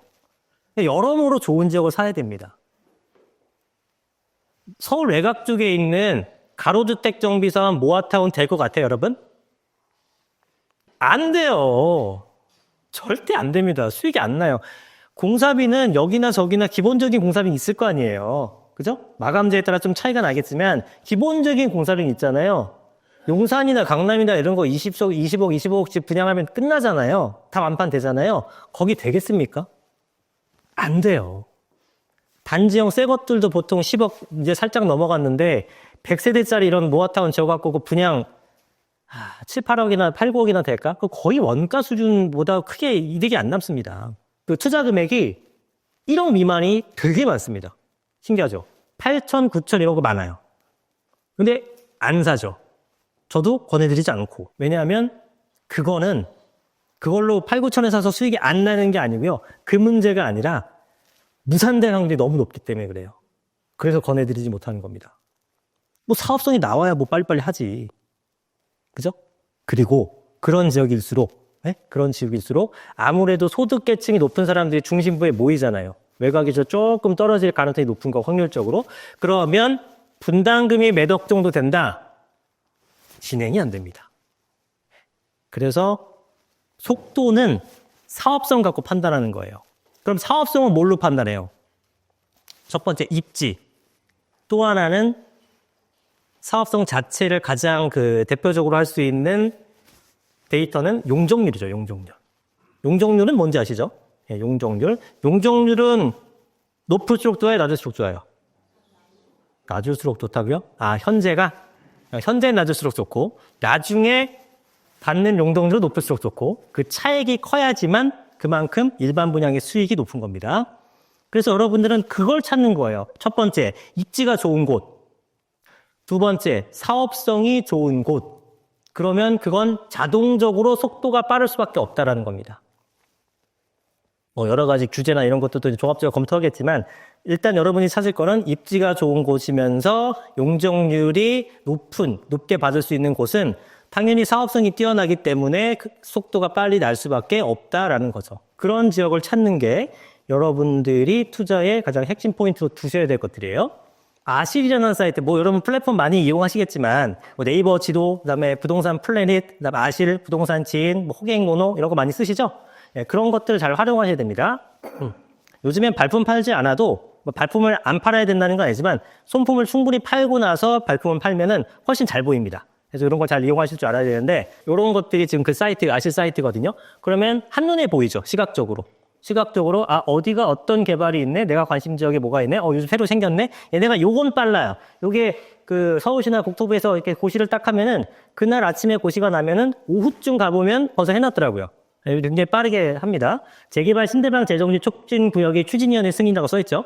그런데 실제로 이거는 서울시에서 운영하는 정비사업 정보 몽땅이라는 사이트입니다. 예전에 서울시 클린업 시스템이라고 했던 그 플랫폼인데 이게 여기서 보면 조합설립 인가죠? 받았죠? 조합설립 인가 받았는데 요거는 이제 지금까지 어떻게 추진되어 왔는지 이거는 조합원들만 볼 수 있는 자료도 있고 약간 공개된 자료도 있고 합니다. 네, 그 내용을 재개발 재건축 하시는 분들 이런 걸 좀 친숙해져야 될 필요가 있을 것 같아요. 자, 그리고 요거는 용산 쪽을 확대해서 봤습니다. 용산 쪽을. 용산 쪽에 지금 어디야? 숙대 입구 있고 뭐 서울역 있고 삼각지 있고 요 라인을 찍어봤어요. 어떤 거는 재개발이에요? 어떤 거는 신속 통합이에요. 그리고 어떤 거는 도시정비형도 있고 또 주택정비형도 있고 그런 식이고요. 공공참여형도 있고 그리고 3080이라는 것도 있어요. 얘도 공공재개발과 또 다른 겁니다. 3080 개발이라는 것도 있고 어떤 거는 재건축이고 또 어떤 건 소규모 재건축이고 또 틀려요. 그러니까 개발 방식이 너무 많아. 여러분 헷갈리는 거죠. 엄청나게 많습니다. 재개발 재건축은 우리가 흔히 얘기하는 도시 및 주거환경 정비법이라는 도정법, 도시정비법 하에서 진행하는 사업 방식이고요. 나머지 소위 얘기하는 모아타운 있죠. 모아타운, 가로주택 정비사업, 그 다음에 소규모 재개발, 소규모 재건축. 이거는 빈집법이라고 하죠. 빈집정비법. 예, 그거는 소규모로 개발하는 것들만 도정법에서 따로 떼어내서 2018년도에 제정한 법률입니다. 그건 그거대로 가는 거예요. 물론 도정법을 대부분 따르지만 내용들이 좀 차이가 있는 거죠. 그래서 그런 빈집법 같은 거는 소규모 개발이라 생각하시면 되고 일반적인 재개발 재건축은 큰 규모로 개발되는 거죠. 그래서 소규모에서 크게는 안 됩니다. 크게 할 거면 차라리 재개발해라. 도정법으로 가라. 라는 얘기인 거고 작은 것들, 재개발이 안 되는 애들 있죠. 재개발이 안 되는 애들도 무지개 세요. 왜냐하면 재개발의 정비구역 지정 요건과 모아타운, 소위 말하는 가로주택 정비 지정 요건이 다릅니다. 당연히 재개발이 훨씬 더 빡세죠. 그러니까 안 되는 게 너무 많은 거야. 그렇게 계속 슬로만 시킬 수는 없죠. 그래서 그런 것들을 구제해 주려고 만든 게 빈집법이라고 생각하시면 됩니다. 그래서 그런 형태로 지금 이렇게 진행이 되고 있어요. 그러면 입지가 좋은 거 찾는 거는 여러분 대충 알아. 어디가 좋은지 뻔히 알지. 알아요. 그런데 어떤 사업 방식이 좋은지는 잘 모르죠. 어떤 사업 방식이 가장 좋을까요? 일단 가로주택하고 모아타운은 뭔 차이예요? 가로주택은 그야말로 가로구역을 그냥 하나 개발하는 겁니다. 간단하게. 모아타운은 가로구역을 몇 개 모은 거예요.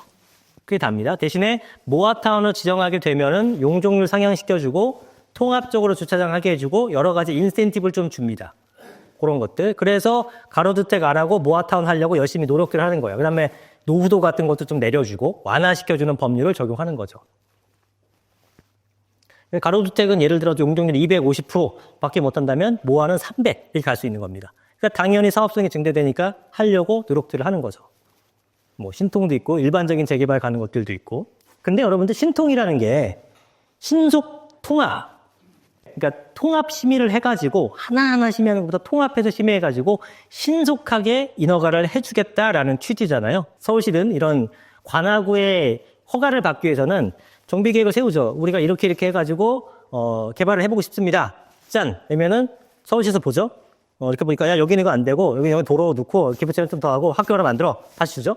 아 이건 좀 힘든데? 이렇게 했고 요 정도 안 될까요? 그 왔다 갔다 하는 과정이 오래 걸리는 거예요. 심의라는 게. 근데 신통은 뭐냐면 관에서 먼저 제안을 하는 겁니다. 야, 이렇게 해서 이렇게 있고 이렇게 해! 해서 얘네가 오케이! 그러면 끝나는 거예요. 빨라 보이죠? 그런데 걔네가 주는 안이 조합이 마음에 들까요? 당연히 안 들지. 그죠? 시에서 원하는 안을 내놓을 거 아니에요. 제시할 거 아니야. 공공기여도 많이 하고 임대주택도 많이 놓고 이런 거 할 거 아니겠습니까? 그죠? 그럼 결국은 접점을 찾아야 되는 건데 A가 먼저 제안하건 B가 먼저 제안하건 똑같이 접점을 찾아가는 과정은 어차피 시간이 걸립니다. 물론 조금 빠르겠지. 그러나 아주 그냥 걔네가 얘기해도 뭐 반을 단축한다든가 맨전씩 빨라진다든가 이런 거는 지금 실무적으로 거의 안 나타나고 있어요. 실제로. 그래서 신통이 굉장히 빠르다라는 거는 조금 착각이기 때문에 생각을 하셔야 될 것 같습니다. 뭐 앞으로는 조금 더 보완할 수는 있겠습니다만. 자, 어쨌든 여러분들은 어떤 사업 방식이 빠른지를 봐셔야 됩니다. 이 3080 도심공공이 뭐냐면 이게 설명을 드리려니까 어려운데 공공재개발이라는 게 있고요. 재개발인데 공공이 참여해. 공공재개발이에요. 이거는 별도의 법입니다. 별도의 특별법이에요. 빈집정비법, 도정법 둘 다 아닙니다. 별도의 법으로 진행하는 거예요. 이게 변창흠 장관이 국토부 시절 때 이사대책이라고 얘기 나온 거 아시죠? 이사대책이 나왔던 게 바로 이거예요. 네, 이건데 호응이 별로 안 되죠. 지금 8차라고 써 있잖아요. 그러니까 엄청나게 지적을 해놨어. 엄청나게 지적을 해놨는데 되는 게 없어요. 공공자 들어가면 여러분 일단 거부합니다. 여러분들은 뭔가 싫어. 물론 인센티브는 주는데 임대주택 엄청 지어대고 막 용적률 높은데 막 닭장처럼 돼. 가치가 떨어지는 거죠. 자, 안 합니다. 공공자. 그래서 되는 게 거의 없어요. 그래서 어떻게 했냐? 공급은 급해 죽겠는데 아무도 하질 않네? 그래서 이번에 나온 게 뭐냐면 도심복합개발법이 나왔습니다. 이게 뭐냐면 간단하게 얘기하면 아까 도심복합은 공공만 살 수 있었던 거예요. 이제 민간도 할 수 있게 되는 겁니다. 민간도. 근데 요거가 보시면 언제 시행되냐면은 여기 공포일자 있죠. 25년 시행령하고 시행일시 나온 게 25년 2월 이게 불과 일주일 전에 나온 겁니다. 그래서 아직은 구체화되지 않았지만 요 사업 방식이 인센티브가 좀 있어요. 도정법보다 많아. 요게 좀 많이 활성화되지 않을까 이런 생각으로 여러분 일단 알아두시라고 말씀을 드리는 거고, 그리고 이 도심복합개발법이 좀 특이한 점은 뭐냐면 성장 거점형이 있고 뭐 주거 중심 이런 식으로 있는데 성장 거점형 같은 건 노후도를 안 봅니다. 어떻게든 개발하겠다는 의지가 강한 거죠. 지금 여러분들이 뭔가 개발할 때 걸리는 게 두 가지. 노후도에 걸리거나 동률이 안 나오거나 여기서 다 걸리는 거거든요. 근데 여기서는 일단 노후도에 상관없이 지어준다는 겁니다. 상관없이. 그리고 주로 대중교통 결절지. 대중교통 결절지에 대한 정의는 지하철, 철도, 고속버스, 공항 등 2개 이상의 노선이 교차하는 지역. 그러니까 환승역이거나 뭐 이런 것들 있죠. 예, 그런 것들 역세권은 어떻게든 개발하겠습니다. 라는 얘기입니다. 예, 어떻게든 개발하겠습니다. 요거는 뭐냐면 역세권 활성화 사업이라고 합니다. 역세권 활성화 사업은 들어보셨습니까? 예, 역세권 활성화 사업은 아까 얘기했던 모아타운 가로주택 소규모 재건축 재개발과는 또 다른 사업입니다. 걔네가 좋을까요? 얘가 좋을까요? 모아타운이 좋아요? 역세권 활성화 사업이 좋아요? 하나 거기 있는 물건을 드릴 거예요. 그럼 뭐 가지실래요? 역세권 활성화? 왜요? 왠지 역그러니까 심플해서 좋네요. 네, 역세권 활성화 사업은 용적률이 엄청 높습니다. 일단 즉 사업성이 좋다는 얘기죠. 역세권 사업은 두 가지가 있어요. 역세권 활성화 사업, 그 다음에 역세권 장기 전세주택 사업. 그 다음에 우리가 개발 방식이 아까 일반적인 재개발, 재건축, 공공이 하는 뭐 도심 공공개발, 그 다음에 뭐 가로주택 정비사업, 소규모 재개발, 소규모 재건축 뭐 등등등 있죠. 이 중에서 제일 용적률이 높은 건 역세권 활성화 사업입니다. 역세권 활성화 사업. 그리고 얘는 종상향도 해줘요. 종상향도. 종상향이 뭔지 아시죠? 2종이 3종 가고 3종이 준주 가고 준주가 상업지에 가는 거 이런 것들. 용적률이 당연히 높아지게 되는 거겠죠. 그런데 역세권 활성화 사업의 정의에서 역세권의 범주는 350m입니다. 250m, 500m 막 여러 개 있잖아요. 그것도 다 사업 방식마다 틀려요. 얘 같은 경우는 350m 범주 내에서 한다라는 거고, 최근에 보니까 장기전세주택이라는 사업 방식과 역세권 활성화 사업에 대한 운영 기준이 있습니다. 저 기준에 일단 맞자야지만 사업이 진행되는 거예요. 그러니까 구역 지정 요건 같은 것들, 그 다음에 사전 검토 대상 같은 것들이 다 기재가 돼 있는 내용인데 서울시 가게 되면 다 보실 수가 있고요. 계속 개정이 돼요. 그래서 얼마 전에 1월 24일 한 번 더 개정이 됐고, 역세권 활성화 사업도 작년 12월 얼마 전에 개정이 돼서 계속 바뀝니다. 한번 쭉 읽어보시면 좋을 것 같은데, 어쨌든 역세권 활성화 사업이 대단히 사업 방식이 좋다. 어전에는 350m가 아니라 250m고 한시적으로 한 대만 다 그런 얘기 있었는데 그게 없어지고 다 350m로 바뀌었습니다. 노선 상업지 같은 것들이 있어요. 노선형 상업지. 노선형 상업지도 개발이 되는데 이 노선형 상업지라는 거는 대로변에 이렇게 필지별로 용도구역을 지정한 게 아니고요. 대로변에서 한 뭐 20m 이렇게 그 선을 그어놓고 그 앞쪽에는 상업지를 주는 겁니다. 높은 건물 지을 수 있게끔. 그런 것들은 이 뒷블록 라인까지 전부 다 상업지로 바꿀 수 있게 해줬습니다. 굉장한 혜택인 거죠. 용적률이 엄청나게 올라가는 게 되는 거죠. 역세권뿐만 아니라 역세권이 아니더라도 노선형 상업지 뒤쪽으로는 역세권 활성화 사업을 할 수 있다라는 개념이에요. 그래서 이 역세권의 범위를 보니까 도심권 광역 이게 기본 계획을 보게 되면 서울 전체를 도심이냐, 광역 중심이냐, 지역 중심이냐, 지구 중심이냐, 비중심지냐를 나눠놨습니다. 요거를 먼저 보고 올게요. 이렇게 생겼습니다. 요거는 도시기본계획에 이렇게 나온 거고 3도심이라 하면 우리가 일반적인 명동, 서울시청 있는 그런 일반 도심, 그다음에 강남, 권역, 그다음에 여의도, 영등포가 3도심입니다. 그리고 파란색 돼 있는 게 광역 중심이죠. 창동, 상계, 청량리, 왕십리, 잠실, 용산, 상암, 수색, 마곡, 가산, 대림. 여기서 역세권 애들은 심의를 통해서 중심상업지역까지 바뀔 수도 있다는 겁니다. 나머지는 안 돼요. 법 자체가 그런 거죠. 한마디로 운영 기준 자체가. 그래서 이 도심 광역 중심에 있는 것 중에서 역인접부나 간선가로에 해당하는 지역에 있는 것들은 개발할 때 중심 상업까지도 가능합니다. 그럼 용적률이 1000%가 넘어가요. 여러분들은 한 3평짜리 사도 무상으로 아파트를 받을 수 있다가 되는 거죠. 일반 분양이 많이 나오니까. 예를 들면 근데 뭐 개인적으로 봤을 때는 뭐 심의를 통해서 중상까지 허용해 주는 거는 극히 드물 것이고 또 일반 상업지역까지 받긴다고 하더라도 보통 용적률 800% 받는 거니까 어마어마한 혜택을 받는 거죠. 그래서 이런 것들 역세권 활성화 사업을 충분히 눈여겨보시면 좋을 것 같다는 생각이 듭니다. 그런데 만약에 지역 중심까지는 상업지역이 가능하고요. 지구 중심이나 비중심지는 뭐냐면 아무것도 없는 거. 이런 지역들. 요거는 역세권이라고 하더라도 최대 준주거밖에 못 받는 겁니다. 준주거밖에. 그러니까 용적률 차이가 심하죠. 그러니까 뭐 해야 된다? 좋은 지역에 가야 된다. 뭘 하든 간에. 서울시는 물론 외곽에 있는 좀 비역세권 지역이나 안 좋은 지역도 개발을 결국 해주려고는 하죠. 그래서 보정개순이 뭐 이런 얘기 들어보셨잖아요. 하긴 하는데 그런다 한들 거기가 사업성이 안 나와서 개발하기가 힘든 겁니다. 이제 급해. 공급은 너무 급하 죽겠는데 이것저것 따질 때가 아니니까 일단 사람들이 제 선호로 하는 역세권, 좋은 지역의 역세권을 고밀 개발하겠다라는 거예요. 그래야 공급량이 좀 늘 수 있으니까. 그래서 이런 거점 지역이 있는 것들이고 용적률 같은 것도 기본 상한 800%를 받고 그 다음에 여러분들이 이제 도정법상 그 용적률 외에 뭐 건축법상이든 뭐든 다른 법령에 의해서 용적률 인센티브가 또 들어갈 수 있습니다. 그러면 1000%가 아니라 1100%, 1300%까지도 이론적으로는 가능해요. 그래서 엄청난 혜택을 받을 수 있다라는 거죠. 이게 역세권 활성화 사업의 전반적인 24년도 4월인가? 요 기준 해갖고 추진되고 있는 현황의 모습을 보고 있는 거고요. 그런데 좀 아쉬운 점은 역세권 활성화 사업을 처음에 규모의 어떤 제한이 없다 보니까 모아타운이든 뭐든 하려다가 이게 발표가 됐어요. 모아타운 할래요? 이거 할래요? 모아타운 진행할까? 이거 역세권 활성화 할래요? 두 개 중에 하나 진행한다고 하면 뭐에 찬성하시겠습니까, 여러분들은? 역세권이죠. 그러니까 아무것도 안 돼. 다 이것만 한대. 그러니까 규모를 좀 축소를 해놨어요. 1500제곱미터부터 10,000제곱미터까지만 사업이 가능합니다. 10,000제곱미터면은 몇 평이죠? 계산할 줄 아세요?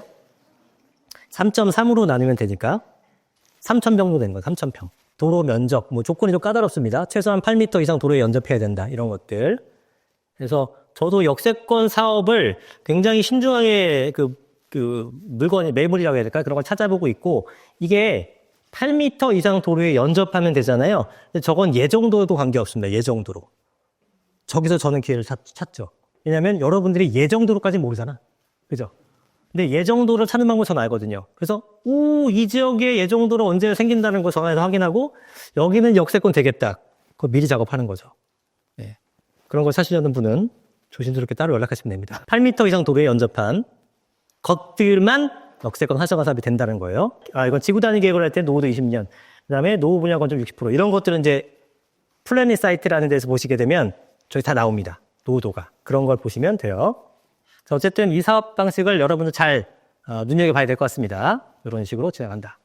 이게 역세권 350m 범주를 다 그려놓은 거예요. 이렇게. 제가 그린 건 아니고 이런 원본 파일이 있습니다.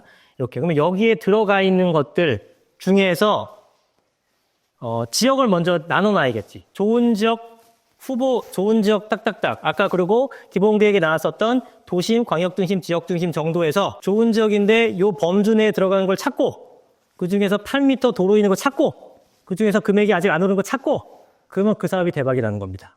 그러면 대박이 나는 거예요, 여러분들. 물론 시간은 오래 걸리지. 시간은 다 오래 걸려요. 지금 조합 설립 난 것도 보통 10년, 이쪽까지 10년 걸리니까 이런 것들은 뭐 15년, 20년 걸리는 건 부지기수죠. 근데 15년, 20년 기다린다고 해도 여러분들이 입주할 거 아니고 투자 과자의 관점으로 바라본다면 무슨 상관이냐 이거지. 압구정 현대아파트, 여의도 시범아파트 다 50년씩 됐잖아요. 50년 동안 진행이 안 되고 있는데 제 30년이면 재건축 진행할 수 있는데 그러고도 20년 동안 아무것도 안 하고 있지만 가격은 제일 비싸다. 상관없다. 속도는 상관없어요. 입지가 좋고 어차피 할 거라면 가격은 반영된다는 겁니다. 이런 지역들도 입지가 좋고 역세권으로 진행할 수 있어서 사업성이 보장된다면 가격이 안 올라갈 이유가 없죠. 그러니까 요는 뭐죠? 입지가 좋고 사업성 좋은 곳을 찾아라. 네, 그게 핵심입니다. 일단 재건축 단지 상가를 잠깐 언급드릴 건데 이게요. 재건축 단지 내 상가가 이 상가를 받으면 아파트 받을 수 있을까 없을까요? 받을 수 있어요? 이 되게 지금 논란이 많죠. 아, 받을 수 있다면 여러분들 왜 비싼 아파트 삽니까? 상가 사지. 응? 그죠? 근데 이게 받을 수 있다 없다고 명확하게 얘기할 수 없어요. 법령에 정해진 게 아니기 때문에. 그래서 내용을 조금 살펴보면 이게 지금까지는요. 다 줬어요. 10수년간 줬습니다. 얼마나 좋아? 상가는 어쨌든 재건축 단지 아파트보다 싸거든요. 그리고 다주택자들이 너무 좋아져. 주택수에 안 들어가. 월세도 나와. 근데 아파트도 준대. 너무 좋죠. 일단 관련된 문제점이 뭐냐면 아파트 조합원이 월등히 많죠. 그 다음에 상가 조합원은 소수예요. 그러니까 아파트 조합원 위주로 보통 많이 꾸려지게 마련입니다. 그 다음에 이 과정에서 상가 조합원들의 의견이 제대로 반영되지 않아서 갈등이 생기게 되는 거고 상가 의견이 반영되지 않으면 나 상가지만 아파트 줘. 야, 네가 상가인데 넌 아파트 왜 받아? 이렇게 불협화음이 생겨버리면 계속 속성으로 지연시킬 수도 있습니다. 양쪽 다 손해가 되겠죠. 그리고 재척하는 방법도 있습니다. 실제로 재척해서 상가가 완전히 박살낸 그런 아파트 단지도 있죠. 근데 이 재척이 사실 쉬운 거는 아니에요. 일단 필지를 분할을 해야 되고 필지 분할 통해서 거기도 여러 가지 조건들, 제약 조건들이 있거든요. 그걸 한다고 하더라도 실제로 최종적으로 판결받고 하려면은 변호사님한테 물어봤더니 최하 5년 이상 걸립니다. 그 기간 동안에 기회비용, 뭐가 움직임이 있으면 금융비용은 감당이 안 돼요. 그러니까 어떻게든 같이 가는 게 양쪽 다 윈윈입니다. 10년도 걸릴 수 있다고 얘기했어요. 그래서 이건 어렵고 상가 조합원에 대한 명확한 법령이 없기 때문에 계속 이런 문제가 불거지는 거고 재건축 상가는 영업보상비가 법적으로 없습니다. 재개발은 있는데 재건축은 없어요. 그러니까 난 영업하고 있는데 그 기간 동안에 돈도 못 받아 신축 상가 받아봐야 장사가 더 잘 되는 것도 아니야. 싫죠. 아파트로 따로 줘라 그러면 아파트라도 주면 내가 오케이 하겠다. 근데 거기서 계속 이견이 갈리는 거죠. 요즘은 실무적으로는 재건축도 이제 그래서 상가나 어떤 세입자들에 대한 보상을 법으로는 없지만 하게끔 계속 유도는 합니다. 어쨌든 그건 실무고. 자, 요게 도정법, 도시및 주거환경정비법, 재건축 재개발을 관장하는 법인데 시행령 63조를 봅니다. 관리처분의 방법인데 자, 이것도 내용이 어려우니까 잘 들어보세요. 재건축 사업의 경우 74조에 따른 관리처분이라는 건 제 마지막 단계입니다. 확정적으로 이제 너 분담금이 얼마가 되고 이런 건 하는 내용이죠. 각호의 방법을 따른다. 이 방법에 따라서 해야 되는 건데 다만 조합원 전원의 동의를 받아 그 기준을 따로 정하는 경우에는 내 마음대로 할 수 있다예요. 조합의 전원. 왜냐면 우리 거잖아. 우리 건데 우리가 뭐 마음대로 할 수 있지. 그렇죠? 조합원 전원의 동의를 받으면 요 법령 적용하지 않고 따로 정할 수 있는 거예요. 근데 조합원 전원의 동의를 받는 게 가능할까요? 불가능하죠. 솔직히 불가능하죠. 누군가 나와서는 조합원 전원의 동의를 받을 수 있습니다. 이렇게 말씀하시는 것도 봤는데, 저는 그런 사례를 본 적이 없어요. 독도는 우리 땅이 맞나요? 했을 때도 100% 안 나와요. 그래서 사실상 이거는 논외로 하고 관리처분은 다음 각호의 방법에 따르는 수밖에 없습니다. 그럼 그게 뭐냐? 첫 번째로는 부대시설, 복리시설, 요거는 그냥 상가라고 표현할게요. 상가니까. 상가의 소유자에게는 상가를 공급할 것. 끝. 이게 원칙입니다. 대원칙. 그럼 상가를 가진 사람한테서 상가 받아 하면은 그래 그렇게 하면 문제가 없죠. 근데 주택을 받고 싶거든. 주택을 받고 싶으니까 주택을 받으려면 어떻게 해주냐? 다만 다음 각 목에 어느 하나에 해당하는 경우에는 주택을 줄 수 있다. 상가 소유자에게도. 그런 내용이 나오죠. 그게 세 가지입니다. 가, 나, 다. 다부터 먼저 볼게요. 다부터. 새로 건설한 상가 중 가장 작은 상가의 가격이 아파트 가장 작은 평수의 가격보다 클 것. 그겁니다. 그러면 상가의 가격이 상가에서 가장 작은 상가의 가격이 아파트 가장 작은 평수의 가격보다 높아야 된다는 얘기죠. 그럼 상가를 작게 지으라는 얘기예요? 크게 지으라는 얘기예요? 크게 지으라는 얘기입니다. 근데 보통 아파트 가격이 훨씬 더 높잖아요. 제일 작은 것들도 아파트 같은 건 그래도 보통 한 7, 8억씩 할 텐데 그 이상을 뭐 8억이나 9억 정도로 제일 작은 걸 그렇게 지으면은 상가가 뭐 엄청난 규모가 돼야 되죠. 불가능합니다, 사실상. 실무에서는 제가 알기로는 한 번도 없어요. 이런 사례는. 다의 사례는 없어요. 없고 쟁점이 되는 건 가와 나입니다. 그래서 가는 뭐냐면 새로운 상가를 건설하지 아니하는 경우로서 기존 상가 가액이 가장 작은 평수 아파트 가액의 정관이 곱하는 비율, 정관이 정하는 비율을 곱한 가액보다 클 것. 뭔 소리인지 모르겠죠? 새로운 상가를 건설하지 않으면 그거를 지금까지는 어떻게 해석했냐면 건설하지 아니하는 경우라고 법령에 써 있지만 이 문헌의 해석을 공급받지 않는 경우라고 해석해도 통용이 됐어요. 22년 8월 달까지. 이게 엄청난 차이인 건 뭐냐면 이건 진짜 건설하지 않아야 되는 거고요. 이거는 건설을 해도 난 상가 포기 이거였거든요. 그래서 나는 상가 포기 했을 때 그러면 기존 상가의 가액이 가장 작은 평수의 금액 곱하기 비율. 그러니까 내가 원래 기존에 갖고 있었던 거는 한 3억 원 정도 돼요. 상가의 가치가 3억 원 정도 돼. 그럼 아파트 가장 작은 평수는 뭐 한 10억 원 정도 돼. 그러면 당연히 내게 작으니까 못 받잖아요. 여기서 비율을 곱해줍니다. 조합원들이. 상가들 오케이 안 하면 우리도 늦어지니까 그냥 아파트 받을 수 있게 그 비율을 정하자. 얼마를 정할까? 0.1을 정해. 오케이. 10억에 0.1을 곱하니까 2억이 돼버리는 거야.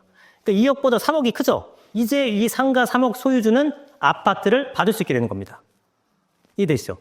그럼 이 비율을 안 정하면 1이고 정관이 뭐냐면 조합정관. 결국은 조합원들이 정하는 겁니다.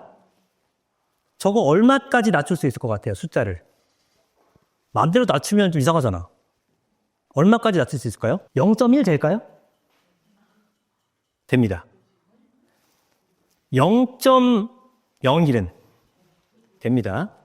제가 실제로 0.007까지 봤습니다. 0.00001에도 상관없어요. 정함이 어떤 제약이 없어요. 그러니까 조합원들이 맘만 먹으면 상가 소유주들 아파트 주는 거는 얼마든지 됩니다. 근데 문제는 뭐냐면 이게 해석이 지금 바뀌었다는 겁니다. 이제 공급하지 않는 경우가 아니라 건설하지 않았을 때만 이걸 적용하겠다는 거예요. 만약에 건설을 건설을 했는데 너네가 그냥 포기했다. 그럼 청산입니다. 그러니까 무조건 받아야 돼. 건설하지 아니하는 경우만 이걸 적용할 수 있다는 거예요. 그러면 아까 얘기했던 우리 뭐 가로주택 정비사업 이런 것들 100세대짜리, 150세대짜리 이런 것들이야. 안 해도 그만이죠. 그죠? 2000세대, 3000세대짜리들 상가 안 짓고 불편을 살겠습니까? 가치도 떨어지고 말이 안 되는 거잖아요. 무조건 지어야 된단 말이에요. 그러면 이제 여기서 문제가 불거지는 거예요. 이 상가 조합원들은 어떻게 할 거냐 이거지. 건설하지 아니하는 경우만 주는데 건설은 무조건 해야 되고 받을 방법이 없는 거죠. 나번 볼게요. 기존 상가 가액에서 새롭게 만드는 상가의 가액을 뺀 금액이 가장 작은 아파트 추산액의 비율을 곱한 금액보다 클 것. 이건 무슨 얘기냐면 기존의 상가가 내게 3억짜리예요. 새로 받는 거는 그래도 새 거니까 비싸겠죠? 6억짜리 받았어. 그러면 3억 마이너스 6억이면 얼마예요? 3억 마이너스 6억이 3억이야? 마이너스 3억이죠. 그러면 받을 게 없는 거야. 반대로 내게 좀 큰 거 좋은 거 갖고 있었어. 기존 주택이. 그래서 내게 한 8억 돼. 8억 되고 그 다음에 여기서 한 6억짜리 받았어. 그러면 2억이 남죠. 이 2억 남은 숫자와 가장 작은 평수, 예를 들어 보통 25, 33, 43이면 25평, 뭐 18평, 22평, 뭐 30평, 30평 계시면 18평, 가장 작은 평수 어쨌든 가장 작은 평수의 가액이 예를 들어서 8억이라고 해봅시다. 그럼 나는 2억 남았죠? 8억짜리인데 6억짜리 받았으니까 이제 나는 2억 남았어. 아파트는 가장 작은 평수가 8억이야. 그럼 비율을 얼마로 해줘? 0.2로 해줍니다. 예를 들어. 그러면 8억 곱하기 0.2, 1억 6천. 나는 2억. 받을 수 있어요? 없어요? 받을 수 있죠. 받을 수 있죠. 그러면은 나에서는 어떻게 지어야지만 상가 조합원들이 받을 수 있을까요? 상가를 크게 짓는다, 작게 짓는다. 이해되셨죠? 표정은 벌써 뭐 집에 가 있는데. 네. 내 거 기존의 가격에서 새 거 받는 상가를 받고도 남아야 돼요.